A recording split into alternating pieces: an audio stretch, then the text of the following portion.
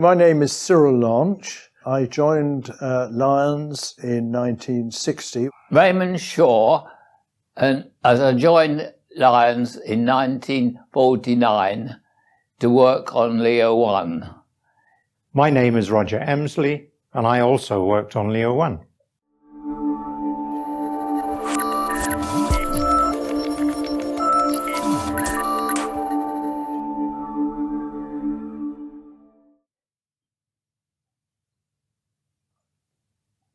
I was looking at the early development of the units that were being made as a copy from the Cambridge machine. These units were laid out with ordinary valves in those days. The electrical circuits interfered with one another due to the transfer of information from one wire, as it were, to another, and this caused difficulties in producing the actual digital information that was needed out of the unit. And I was mostly involved in making sure that it was laid out correctly. I started work there in September of 1960. So I came in as a trainee programmer working under a supervisor. And he taught me a lot about programming, and I was at that time working on payroll. I was invited to become a programmer in the programming office in St Mary's College in Cadbury Hall, which is a corner of Cadbury Hall. I started off on Leo 2 and then stepped back, as it were, to Leo 1, but that's because I had particular projects. This is where the mathematics came in. So I did some statistical studies, how many of this, how many of that.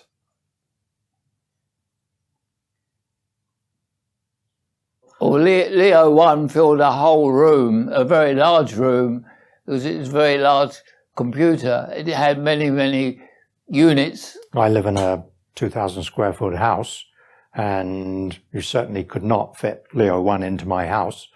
The computers in those days were made of what was called ordinary radio valves. With radio valves, they were quite large and took up a lot of room. So the whole unit was much larger than you would have any today. The room was huge, lots of cabinets all over the place. There were these long mercury delay lines under the floor. Never saw those really, because they were covered in and in cavities. Occasionally the engineer was in there dealing with a cabinet that had gone wrong. And they had a wonderful piece of equipment, which was a rod, I think a wooden pole with string tied round it. And what they would do is they would tap the cabinet with either the wooden end or inside on the bars. They would tap with the woolen bit, and it shook. It just made it vibrate, and that usually made it better. So obviously from time to time they had to replace parts, but if it was just getting, I forgot the expression they used, crusty or something, you'd give it a little knock and see if that made it better, and often it did. So and then they closed the cabinets up.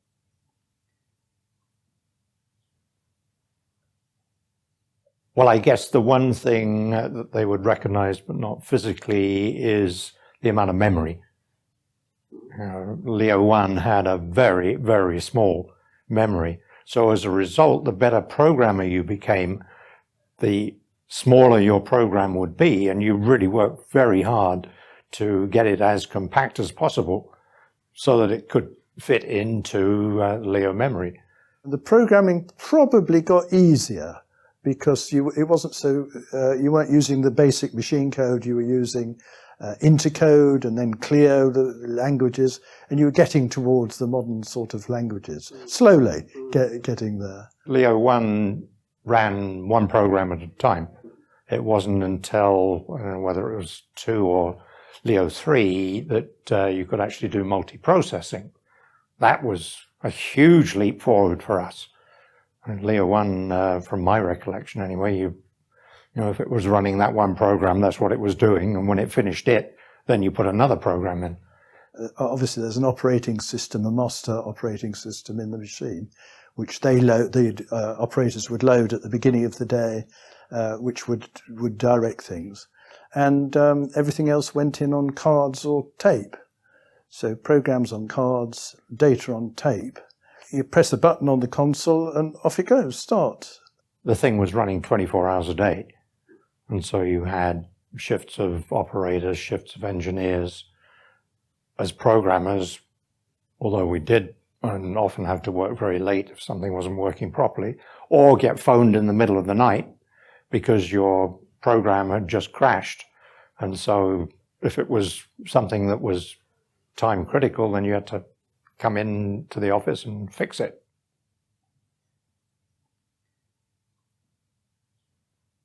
Oh yes, very, very exciting because it was so new and it was changing the life of some people quite a lot. When I was being recruited by George Roby, he gave me a little speech. He was a very affable man, and he explained it all, and I found myself getting really excited, having answered an advert. Oh, what is this? I'll find out. I'll go for an interview.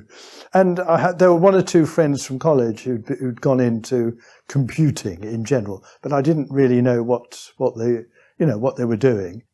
I think I was in awe over the management structure, umpteen levels of management down to me as a junior programmer. I think the other people made it. The programming office was a very friendly place. The teams were good. There was, a lot of humour, a lot of social activity.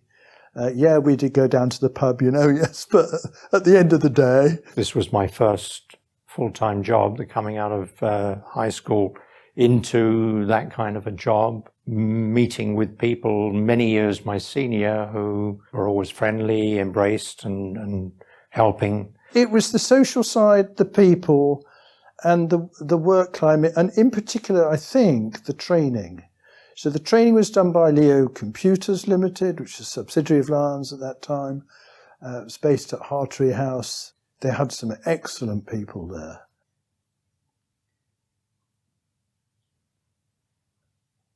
When it came down to it, I was working half the night. And the reason for that was that when you're a programmer and you want to trial your program, but you're working on a machine which, like Leo one, that had a busy program of things it had to do throughout the day, the important thing was to get to know the operators, particularly the chief operator, because between his jobs, remembering you could only do one job at a time on those computers, between his jobs, there might be a little gap and they'd all go off for a cup of tea.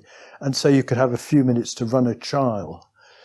You take that program, take it to the operators. Obviously, when you started amending a program, or indeed with a new program, you'd need to test it. And so you'd take it to the operator and it wouldn't work, and he'd tell you at what point it crashed. There were lots of times when things went wrong, and usually the actual programmers made mistakes, and often I had to come out and sort out what these mistakes were. And often the mistakes were made with not enough information in the software to cope with things. And of course they sometimes blamed the engineers, but very seldom was it the engineering side that was at fault. It was that the software didn't do its job properly. So I spent a lot of the time in the evenings with my program on punch cards, Hollerith punch cards, put them in the card reader, they read them, put some data in on a paper tape. The operator usually did that bit because it's a bit fiddly and I didn't know how to do that properly. Or anyway, they wouldn't let me near their equipment. So then run that and produce the results, usually punched out on punch card. Most people just put in their trials, you filled in some documentation, the cards went, and they came back in the morning and they'd run the trial and it showed you what had happened, whether it had finished or gone wrong in the middle or whatever. But because I knew Norman Beasley, who was the manager of that computer at that time, and he seemed to rather like me. Most of the operators don't like programmers in those days, but he seemed to rather like me. and took me under his wing, really. So he would let me do 4 or 5 trials during the night.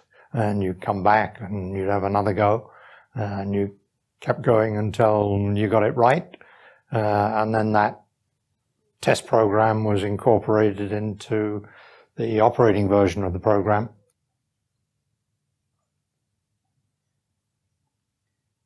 Well, I suppose one feels like a pioneer of things.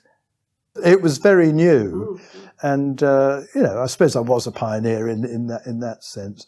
And now I had my little specialised role that they gave me to do, which was it was interesting being the only one who was doing that. As I worked in radar during the war, that was the basis of really the digital changes, and it was so easy for me to understand what was going on, but other people wouldn't recognise what you're doing. Did I think I was making history? Well, no, I didn't. It was a job. It was an interesting job, which I enjoyed doing. I suppose I thought that's what the workplace is like, but then I did realise that I was a frontiersman, in the sense that there weren't very many of us around programmers, and out in the street nobody knew what on earth we were talking about. So it was a bit sort of specialised. But because of that, I think it was exciting. There was sort of discovery. It was something that people didn't understand generally, and a lot of people didn't think it would work. But of course, it's caused a great change in the way business is operated today. People just didn't realise what could be done.